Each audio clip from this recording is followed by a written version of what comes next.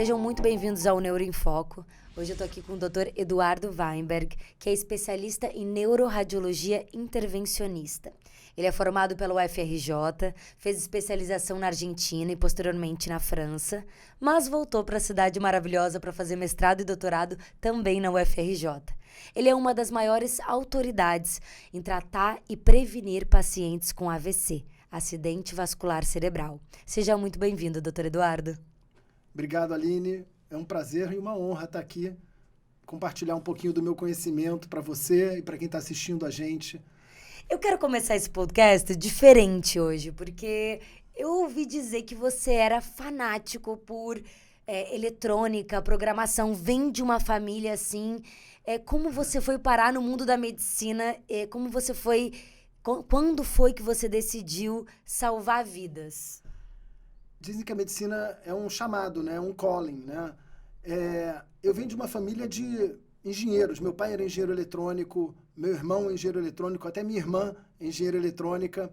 E eu queria lidar com pessoas. Eu gosto de conhecer pessoas, conversar. E a medicina é um privilégio, né? Você poder ajudar, é um grande privilégio você poder ganhar sua vida e ajudar as pessoas. É muito bom isso. Mas quando que você decidiu, como é que você foi parar nessa especialidade? Eu queria, inclusive, que você explicasse o que é neuroradiologia intervencionista. Complicado esse nome, né? Nossa, é uma coisa que eu falo assim, oi? A neuroradiologia intervencionista é uma especialidade que usa a imagem, né, que é a neuroradiologia, a imagem para ver o cérebro. Neuroradiologia usa tomografia, ressonância magnética, mas para guiar procedimentos que podem ser terapêuticos, não só para fazer o diagnóstico. E aí que é o intervencionista. A neuroradiologia intervencionista é uma especialidade que vai usar métodos de imagem para tratar condições do cérebro. Hoje em dia, principalmente o acidente vascular cerebral, o AVC.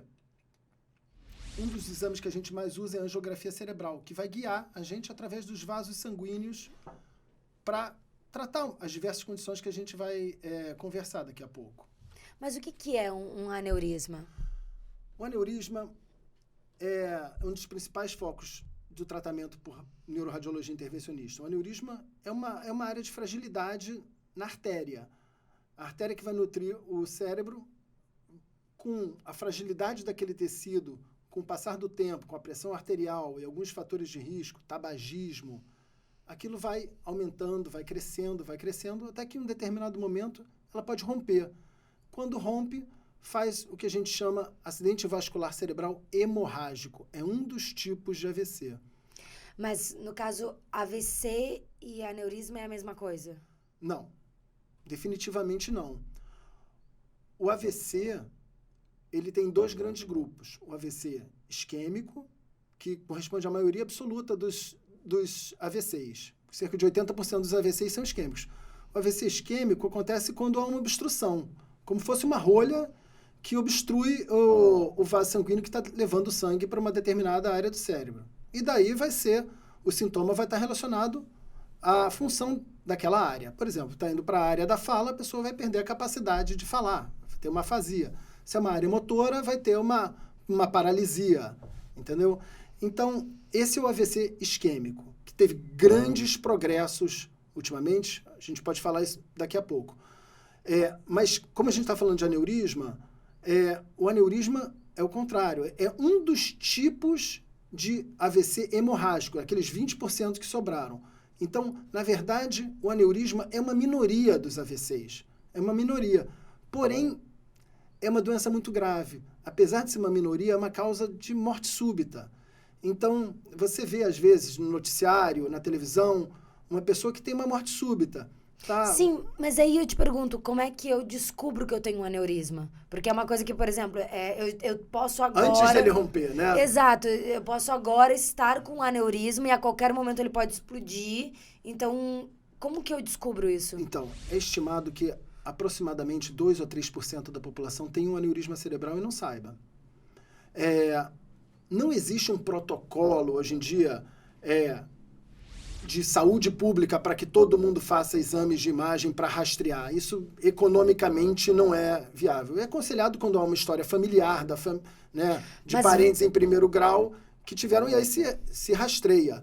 Mas a maioria, atualmente, você descobre por acaso, ou porque teve uma cefaleia, uma dor de cabeça que fugiu do habitual, uma dor de cabeça que foi um pouco mais intensa ou um pouco diferente do habitual, e aí se faz um exame de imagem, uma tomografia computadorizada ou uma ressonância magnética e descobre. Ou até por acaso, tem alguma outra condição, algum problema, sei lá, hormonal ou de ouvido, e fez uma tomografia e viu um aneurisma.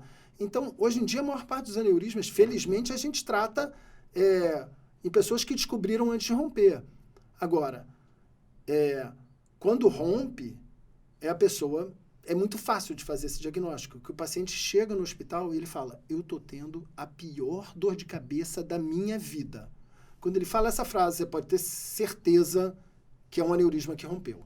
E aí eu te pergunto, assim como a gente é obrigado a tomar vacinas, a gente não deveria ser obrigado a fazer uma tomografia para descobrir aneurisma? E caso eu descubra, eu já tenho que logo tratar? Hoje em dia não existe essa recomendação. Acho que talvez algum dia a gente vai chegar lá de rastrear todo mundo para detectar um aneurisma. Definitivamente, hoje em dia não existe, porque não existe viabilidade econômica para se rastrear todo mundo, como se faz atualmente com câncer de mama, e todas as mulheres devem fazer a mamografia anualmente, né? A outra coisa o que fazer quando você detecta um aneurisma, porque nem todo aneurisma tem que ser tratado. Isso tem que ser avaliado por um especialista, que seja um neurocirurgião, um neuroradiologista, para se avaliar, porque vai depender de tamanho, de localização, de uma série de fatores, para se avaliar se ele realmente necessita. Nem tudo que você encontra deve ser tratado. Mas aí, no caso, para eu decidir se eu vou tratar ou não, né? Ou, no caso, a decisão do médico de entender que aquele é um aneurisma que precisa ser tratado.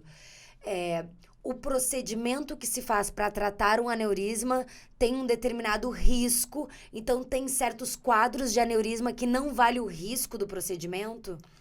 Sim, é verdade. Se você tem uma história, um aneurisma que sabidamente tem uma história natural muito benigna, com risco de sangramento muito baixo, você tem um aneurisma que vai ter um risco de sangramento abaixo de 0,5%, 0,3% ao ano, dificilmente uma cirurgia vai ter uma taxa de complicação abaixo disso. Então, você tem que ponderar. É uma balança. O risco e o benefício de um tratamento. Você tem que estar oferecendo um tratamento cujo benefício seja maior do que o risco da história natural daquele aneurisma sem tratamento. A história natural dele sem tratamento. E aí eu te pergunto, assim como, por exemplo, quando a gente fica grávida, que a gente, na hora de escolher um médico, a gente se pergunta, putz, mas eu quero ir com alguém que vai preservar mais que eu tenha um parto natural, ou pessoas que vão falar, não, vamos pra cesárea, tá tudo bem, vamos... Existe, tipo, médicos mais conservadores e médicos mais... Como uma cirurgia de coluna também. Eu tenho uma hérnia na L5-S1. Há médicos que são mais conservadores com relação ao procedimento e médicos que não. Isso também existe no teu nicho? É claro que sim. E tu te considera um médico mais conservador ou um médico... Como é isso pra ti? Eu acho que eu me considero um médico bastante conservador. Eu gosto de falar que eu sou um intervencionista conservador, porque quando você cria a fama de conservador, quando você indica, todos sim acreditam. Isso é muito mais da relação entre os médicos, né? Quando você indica o tratamento, é porque realmente tem que ser feito. Sim, se você não tá ali, não vai pra faca por qualquer... Inclusive, por falar em faca, eu sei que... por falar em faca, como que é feito esse tratamento? Porque eu sei que você é um dos pioneiros... Sem faca. Não tem faca, não tem corte em osso, né? Não. Que é justamente... você é uma das autoridades hoje no nosso país que não abre o cérebro, né? Não corta o osso. Então tem Craniotomia, que chama. Craniotomia. A abertura do crânio se chama craniotomia. Realmente a craniotomia quase não tem mais espaço, que era clipagem. Você fazia a craniotomia para colocar um clipe, para fechar o aneurisma na base dele, né? Há 20 anos... 25 anos, começou essa técnica de embolização, que é você colocar micromolas, tratar através de cateterismo. Então, através da punção de uma artéria, seja na femoral ou aqui na radial. Que é na virilha. Aquele catéter. Se coloca um catéter que vai da perna ou aqui do punho até o pescoço.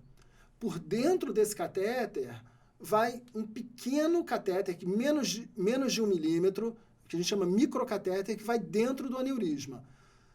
Quando ele chega dentro do aneurisma, você preenche esse aneurisma com um material metálico, que chama micromolas de platina.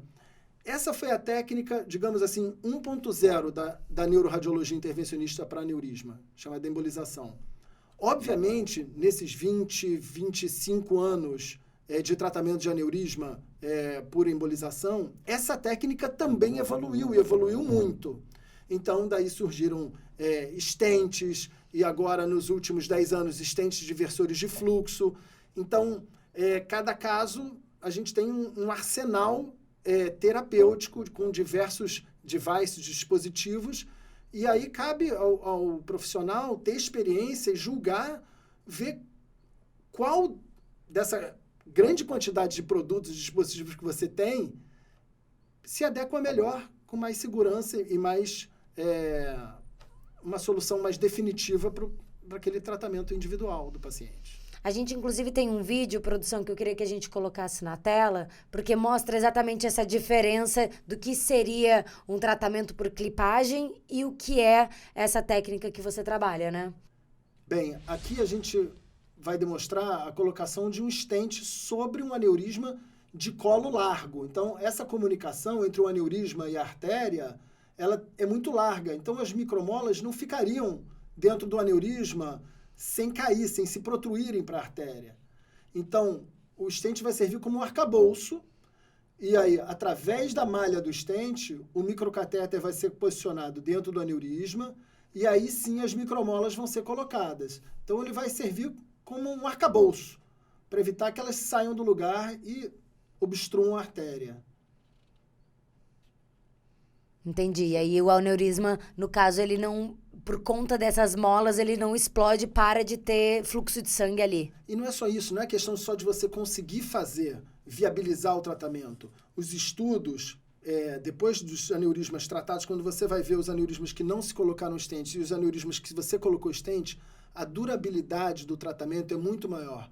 A chance que a gente chama de uma recanalização, que existia quando os aneurismas eram tratados apenas com as micromolas, diminui muito quando você usa um stent na base do aneurisma. Ou seja, a chance de recidiva do aneurisma voltar no futuro reduz muito. E com outro tipo de stent, que é o stent diversor de fluxo, que isso é um papo mais lá para frente. Mas aneurisma tem uma idade? Porque geralmente a gente acha que é uma coisa de gente mais velha e, de repente, surgem casos de pessoas muito jovens, o atleta tal. Como que funciona essa questão? Assim, é uma doença mais de adultos, sim. A maior parte é diagnosticada entre 40, 50 até 70 anos, mas, eventualmente, a gente vê em pessoas mais jovens. E, no caso, se eu faço um exame para saber se eu tenho aneurisma, eu já vou saber se eu sou uma pessoa que posso ter vários aneurismas. Esse é um temor comum. A maior parte das pessoas, cerca de 20% dos pacientes, tem aneurismas múltiplos, tem mais de um aneurisma.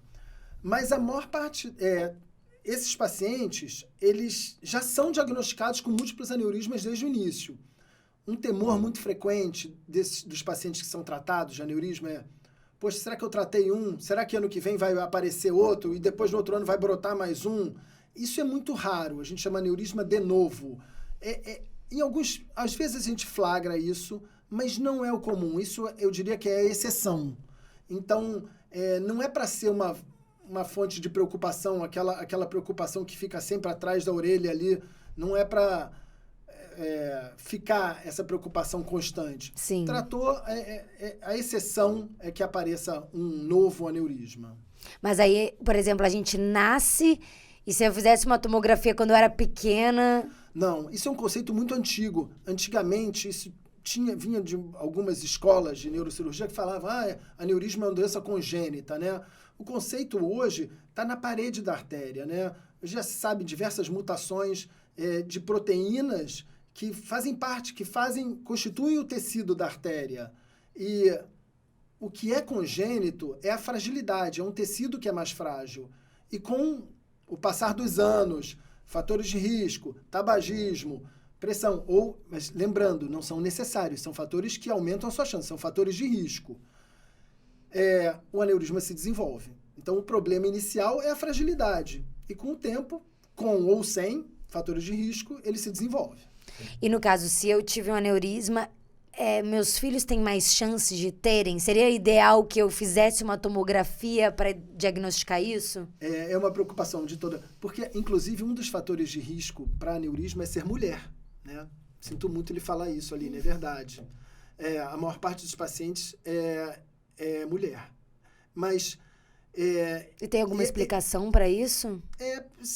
Entenda que tudo está escrito nos genes, entendeu? Então, são diversos. Não é uma mutação que vai determinar o aneurisma, são diversas proteínas que podem ser alteradas e que podem causar o aneurisma.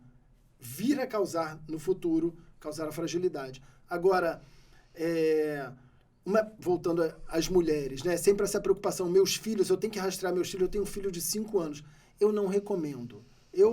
O que eu recomendo espera ele chegar à maioridade, deixa ele ter 18, 19 anos. A recomendação oficial, o que a gente tem bem estabelecido, 2 familiares em primeiro grau com aneurisma, e aí sim se rastreia toda a família. Isso é bem estabelecido.